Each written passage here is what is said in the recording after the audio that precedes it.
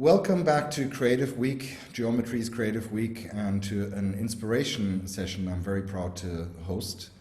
My name is Till Hohmann. I'm the Chief Creative Officer of Geometry in the EMEA region, and with me here today is Brian Yessian. Hello. Hi Till, how are you? I'm good, and we can see you're in the studio, which makes a lot of sense. You are a lifelong musician. You lead the creative charge of Yessian music and are a specialist for immersive sound. So that's one of the things you do. And of course, we've also worked together in the past. I think we've done some really amazing projects because Brian is the person I always call when it gets really difficult related to audio and sound. So that's what I did in preparation for this talk. So That's Brian, right. why don't you maybe better than myself, tell us a little bit about Yessian music. Sure. So Yessian Music is a company that was actually founded in 1971 by my father. So this is our 49th year in business. He played in a band and was actually playing a gig where he was asked to create a jingle, and he had never he didn't know what a jingle was, and so he thought, well, I can write music, and he came up with a jingle for Traverse City Bank and Trust, and that was his foray into music. So over the years, Yessian Music has become a music and sound design company. We're creating music and sound design for TV commercials, for immersive experiences, networks, original compositions for themed entertainment, theme parks, immersive and experiential branded projects. So all over the world, we have offices in Detroit, New York, LA, and Hamburg, Germany. Yeah, so, you know, we want to talk about today, we want to talk about the power of sound to create immersive experiences. And that's the tricky topic. And that's why I called you, being the expert for that. Now, the first question is kind of obvious. So, is playing loud music at an event what we're going to be talking about when it comes to immersive sound? Well, not so much. I mean, there was a time where you'd have a DJ on stage, maybe a band on stage, some lighting, and playing loud music. And I think those times are over. All right, so with that, let's kill the DJ. That's the title of our little session today. I want to kill the DJ. Not really, of course, but when it comes to creating experiences, we do think there's something more thrilling to do, something more to consider, and just what that is, we're going to talk about. And we'll start by focusing on something that does make, at least in my view, you guys at Yessian Music unique. It's your experience in working for theme parks. So it's kind of the masters of experience. And maybe you tell us a little bit about just what you do for theme parks. Sure. We got involved in the themed entertainment industry maybe 15 years ago, creating music for museums. And we were approached by a client early on asking if we could create music for an immersive experience. We really didn't know what that meant, but we knew we could create music for films. And we thought, well, let's give this a go. And our first project was for the Fort Siloso Museum in Singapore, an immersive walkthrough experience that that was our first foray into this industry. And since then, over the last 15 years, we've been creating for all types of parks around the world, from every brand from Universal and Disney to Chimelong in China, Dubai Parks and Resorts, Lotte World in Korea, and pretty much every corner of the globe. We are creating music for attractions, for the rides, the actual dark rides, immersive theaters, sound for the entire park-wide audio system. So as you're walking through a theme park, the sound that you hear as you're walking around that park. And it all has to be very immersive and surround the guests. Okay. So it isn't just, I think that's one of the things, we talked about this obviously beforehand, and one of the things that really struck me is you can kind of consider, of course, music does play a role in a ride, and if it's maybe an AR ride these days, fine. But the notion that it's actually the entire experience from the moment that people enter, everything they hear. So you guys actually design that, and I think there's a case. Maybe why don't we watch one of the cases? Sure. Okay, so let's going to talk about Wings Over Washington, and maybe we'll watch the video first, and then you can give us a bit of depth on that. Okay, absolutely. So for Wings Over Washington, we wanted to create an experience that began the second you walk off the pier and into the queue. And that story continues through every detail, the soundscape, the signage. You're not getting on a ride. You're entering a story and you're becoming a participant in this fully rendered environment.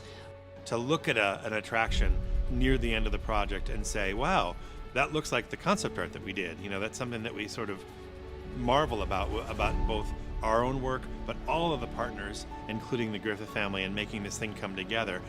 When we walk into the queue room in Wings Over Washington, it looks like this beautiful log cabin. Now, it didn't cost that much to put some timbers and curved barrels and put the topographic map up. It's not like they had to spend $10 million, but paying attention to that detail makes it feel like it cost $10 million. So we recorded a symphony orchestra out of Washington, the Pacific Symphonia. It almost brought me to tears. It was so good.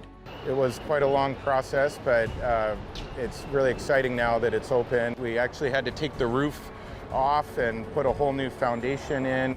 This probably is one of the best theaters of all that we've built. It's Disney quality. The fact that they put so much attention to that is what we appreciate most about this client. Even the ride system itself is covered with Aboriginal art. It's beautiful. We're figuring out really how to bring the guest into the story, make them part of the adventure.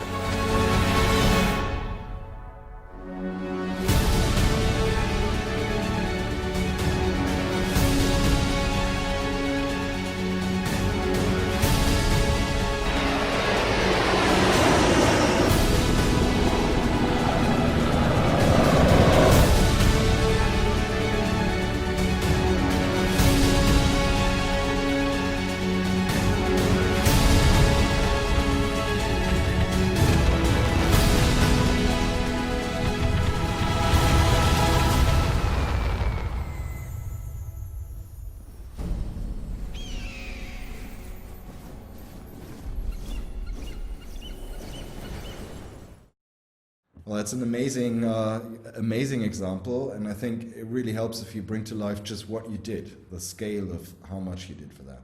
Sure. For Wings Over Washington, it was a pretty unique project because we were trying to capture the idea of Washington State and what does that sound like, and what everything from the sound design aspects and the sound of the forests and the mountains in Washington and the city to a musical theme that would represent the state of Washington, along with a tribute to the indigenous peoples of Washington, because that's such an important part of their history. And we were able to utilize the Seattle Sinfonia Orchestra for the project, as well as the Sacred Water Canoe family, which is one of the most amazing indigenous people choruses and instrumental groups that came in and recorded for us. And we were able to capture some great moments of their traditional song and dance for this project too. For this, then, we created, it's an immersive fly theater. So it's basically a flying over the state of Washington. And we had to surround guests in music. From the moment they entered the attraction in the queue, through various experiences, a pre-show that guides them through what they're going to see, into the main attraction film, which is an environment set up like you're in the forest of Washington, and you're lifted up into the sky with this amazing music score and theme that people would then hopefully walk away humming and whistling as well. Yeah, I mean, it is fantastic, and I think one of the things that I find really interesting is that nature of actually the sound doesn't just start with the attraction, or the ride, which is kind of obvious, but it actually starts from the moment that people enter. And one of the questions I have is, so why do theme parks go to such length? Why do they actually, really think about sound at that scale? Because you could kind of go, we have an amazing ride. People just go there to have fun. That's why they go to a theme park. So they're in a good mood anyway. And, it's all great. And then they're going to go on a ride. But why is it so important for your clients from that industry to really think about sound from the moment that people enter the park, for instance? Right. Well, when you go to a theme park, you think about it, people are paying money to be entertained. They want to have an experience like they cannot find in the real world. So they're coming to this place, they want to be immersed in entertainment. And in order to really trick their mind and set them into another world, you have to trick a couple of the senses. One of them is visually, obviously, but another one is going to be sound, or it could be a sense of smell or something that you feel.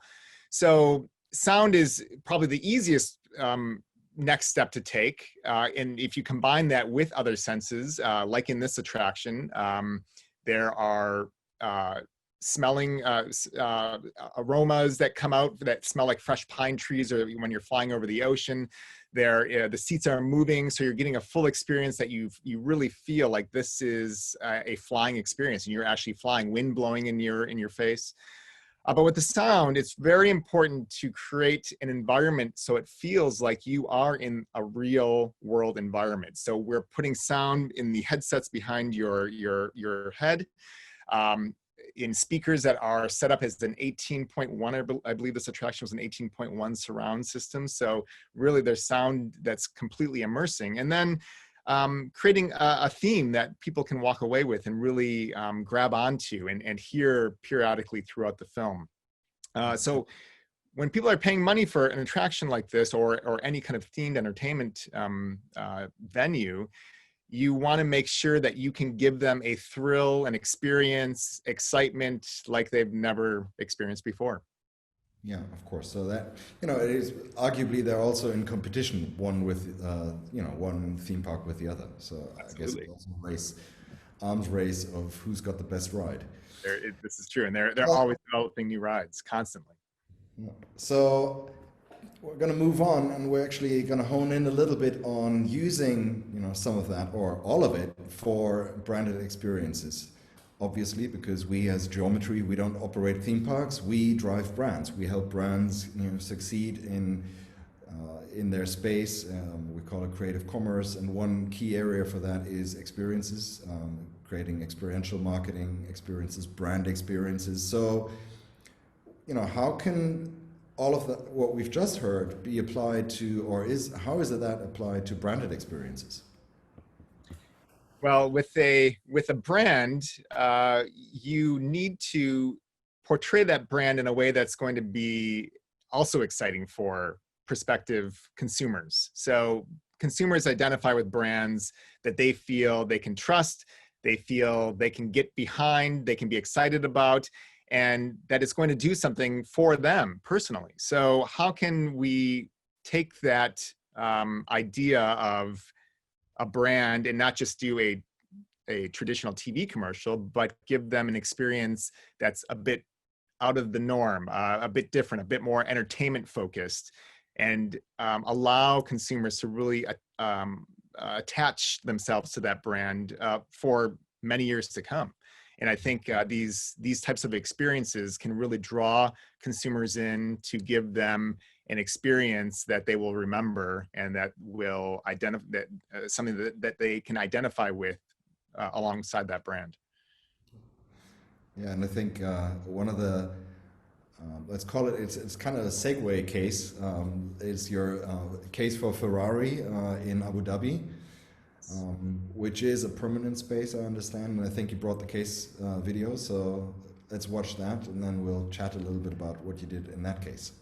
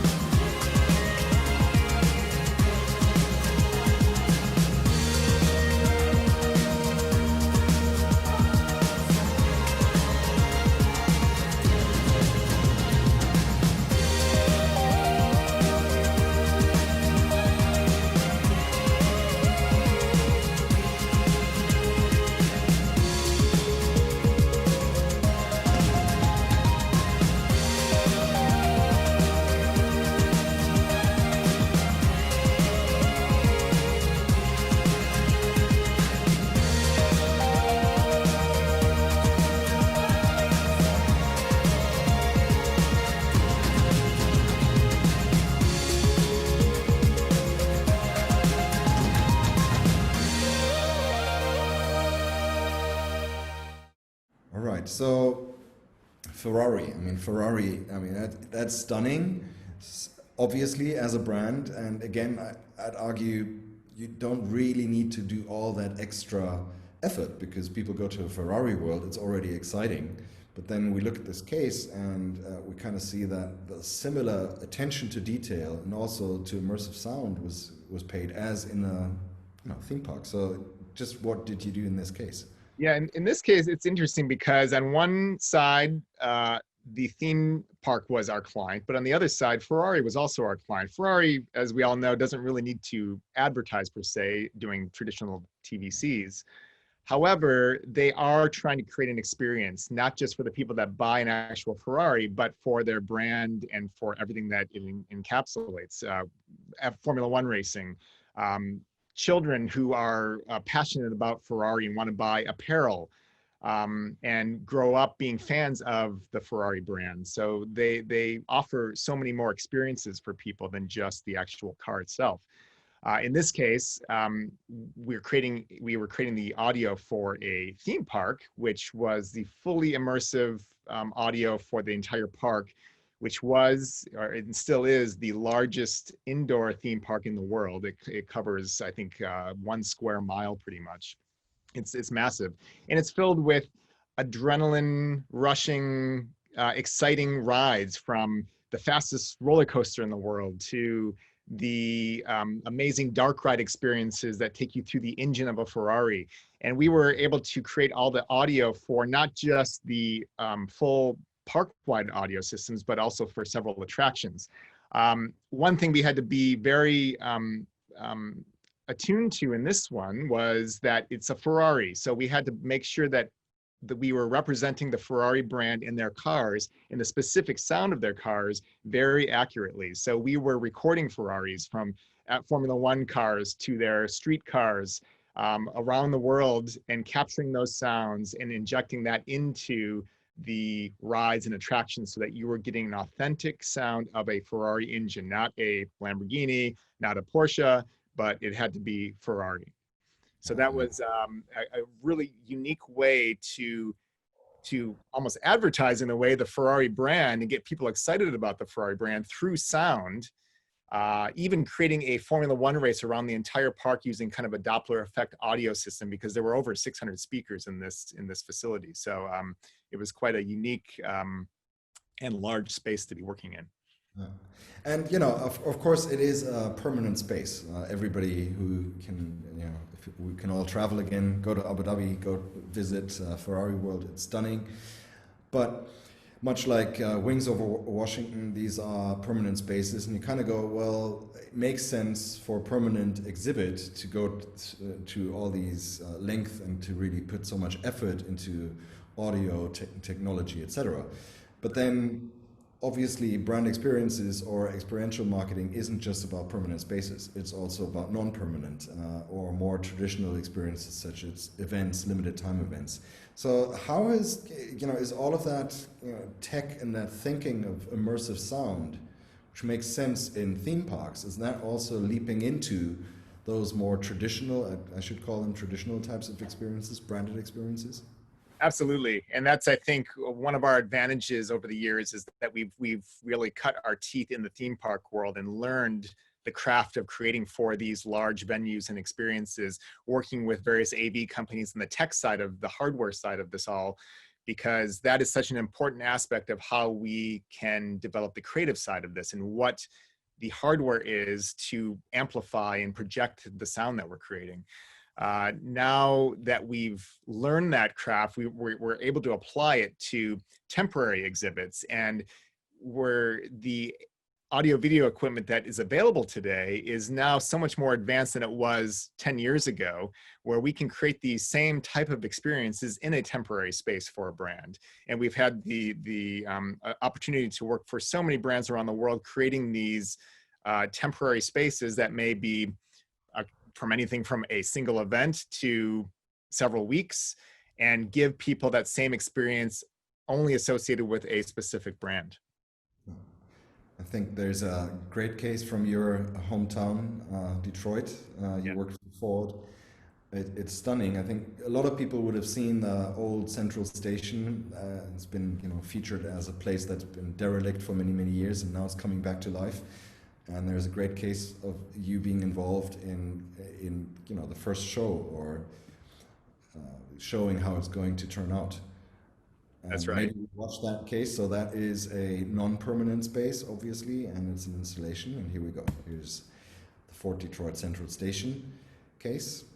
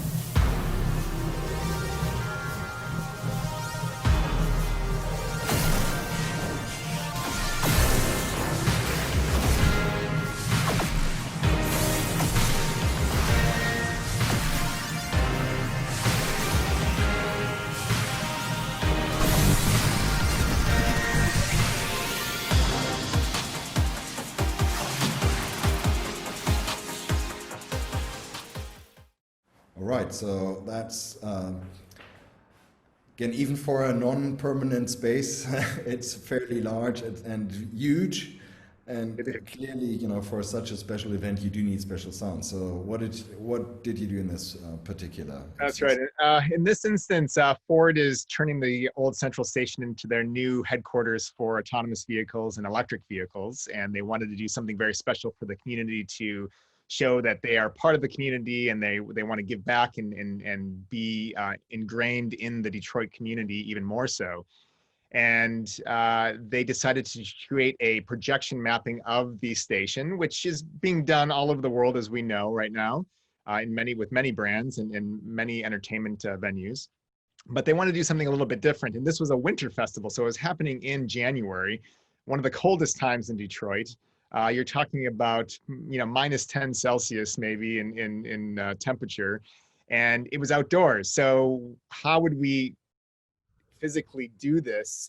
Not just creating the sound content, and it was taking sonically. We were taking people from Detroit's history, from the early 19 teens when the station was built, all the way through present day, and we were giving people a music journey through Detroit music, which was really exciting for us. So everything from early music to Motown to techno, because Detroit is kind of one of the techno electronica capitals of the world, into what we're listening to currently with various artists that come out of Detroit. So working with an AV company, we set up a fully immersive outdoor speaker system because it was tented and heated tents, but people were outside experiencing this in very cold weather. And we had to mix this all outside in the outdoors. So we had our Pro Tools rig set up. We had a lot of hats, scarves, and gloves on, and created an immersive outdoor sound experience for visitors that came, and thousands of people came. It happened over the course of 2 weeks, a big outdoor festival, and really gave Ford a lot of exposure to what they're doing in the city and how they're bringing this dilapidated building back and kind of rising from the ashes type experience. So it was pretty exciting. A lot of emotion out there for people that are from Detroit and could really feel the Detroit spirit and the music that was happening out there. Yeah, and I think that is, of course, it's a great segue into a last little section here. We're going to talk about what it takes to make the audience feel more. And, the last case clearly is one where you've achieved that. And I think overall, when we talk about brand experience, when we talk about brands going through that, to that limit of really immersing an audience in their brand story, using technology, a lot of technology or not so much technology, that's not the point, but really going all the way in putting the audience into an experience. Obviously, sound is a very powerful tool. So what do you think, everybody should keep in mind when thinking about sound in the future, as a part of experiential, as a part of events? What do we need to keep in mind to really create that immersive nature? It's really important that sound is part of the first thoughts of creative on a project. So having a sound company involved, hardware company, as well as a creative sound company involved in that first creative research and how the project is going to unfold and come together is really important, because sound in these experiences plays such an important part in capturing the audience and really drawing them into what the experience is and what the brand is. If we can create a special theme, a special sonic environment or sound design palette that is going to help draw people in more and capture them, that's what we're trying to achieve here. We love the projects where we get involved very early on and integrate with a hardware company, because the hardware is also, like I was saying before, is so important to realize what you can achieve sonically. If hardware equipment like speakers are spec'd out and they're very small speakers because of the space or a budget issue, and then we're looking for this big lush orchestral score, well, it may not really come through those speakers in the venue. So we try to work with our brands and agencies to find alternatives to make sure that we can achieve the best sonic quality for whatever the budget might be in the end. And then what are we trying to achieve from an overall experience as well? So having a sound company involved and part of that from an early stage, even though we may not be involved for some time in between, it's important to set those parameters and use us as a consultancy to just find the best path so that the sound can work with the visuals, can work with whatever other element or sense we're trying to capture within that experience, what might be. Yeah, and I think as we were preparing a little bit for this session, you mentioned one thing which really stuck to me is today, a lot of the times when we set up an event or design an experiential space, be it permanent or non-permanent, one of the things that we need to do is we need to get people off their phones. So that really stuck with me, and he kind of said, well, sound has that power to really pull people away from their device and put them into the moment. It's true. It's when you can create an environment that is immersive in sound, and you can pull people to different areas of that environment just by a sound trigger that happens behind you, say, or in front of you, or off to the left. And those sound triggers help to bring attention to a specific event that's happening, draw you over to something because you're curious, why am I hearing this? What is this sound that I'm hearing? And it gets people off their phones, absolutely. And it's a way to, again, capture that audience and make them focus in on your brand rather than someone texting them on their phone. All right, so there is one case we selected that really works against that, which is, you have an audience of press and VIPs coming to a car launch. And arguably, it's kind of that audience, of course, they came to your event, but are they really paying attention? It's maybe a bit cynical, what is this going to be? So pulling them into the moment, into the event is critically important. And I think this is where you really, through sound, enhance the experience from the very beginning. I think this is the case for the Corvette launch, great car, and you did all the sound design, so let's watch the case. The Corvette has long been the crown jewel of Chevrolet. At GM, every time we take on the task of designing a new Corvette, it must build on its storied history and push towards the future.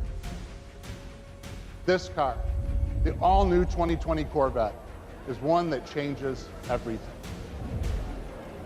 Ladies and gentlemen, the all-new 2020 mid-engine Corvette.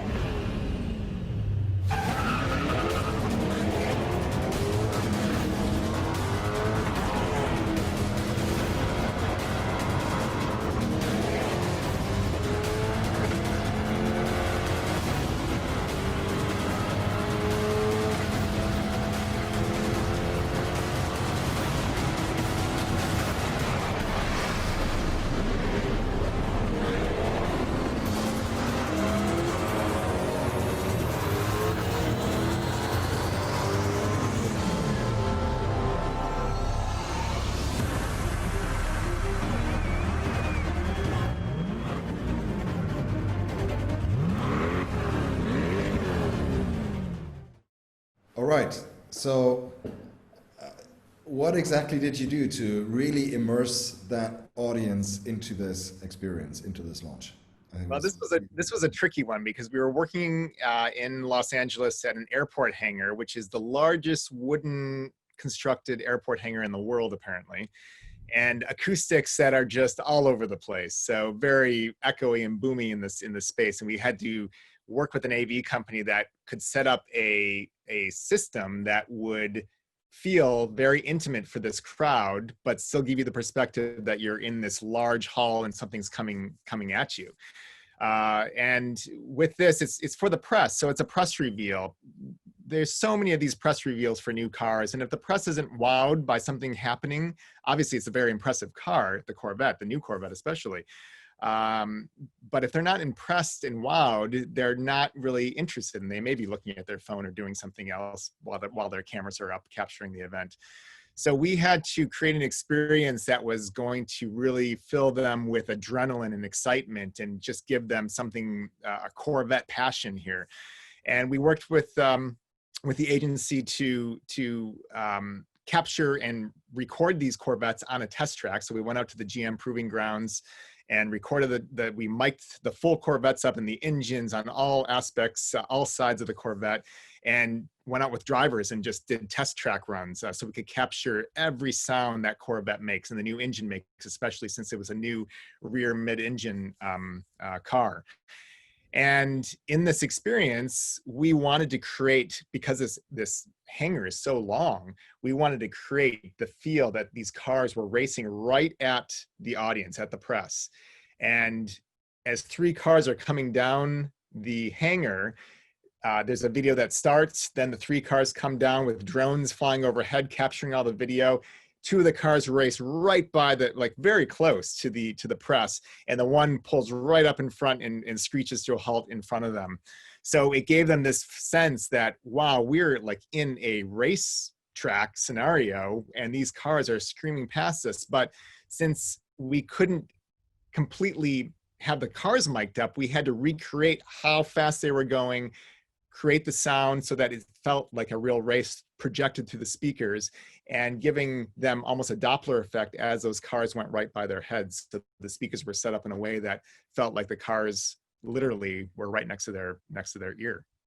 That's fantastic. That's really cool. I mean, so all of these obviously prove that if you do go into trying to put your brand, or trying to make your brand provide an experience for an audience, clearly, sound deserves more than saying, "Oh, let's hire a DJ. Here's two speakers, and we're going to have some nice background music."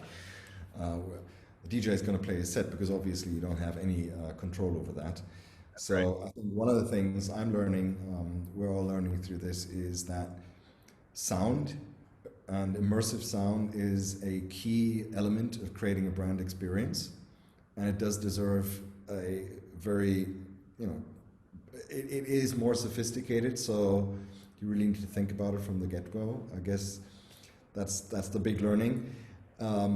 Now, we've seen 4 very, very big cases. I'd argue, I don't even want to ask about the budgets, but does all of this also work at a somewhat smaller scale?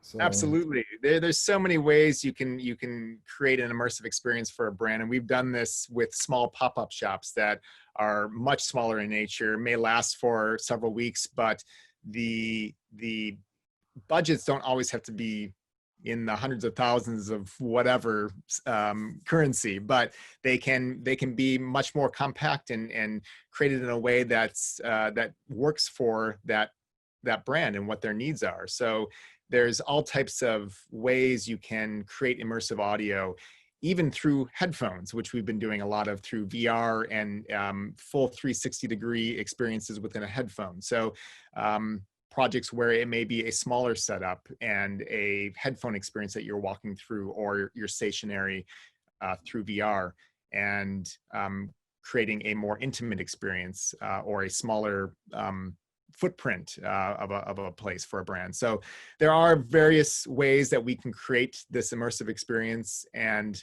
not necessarily break the budget.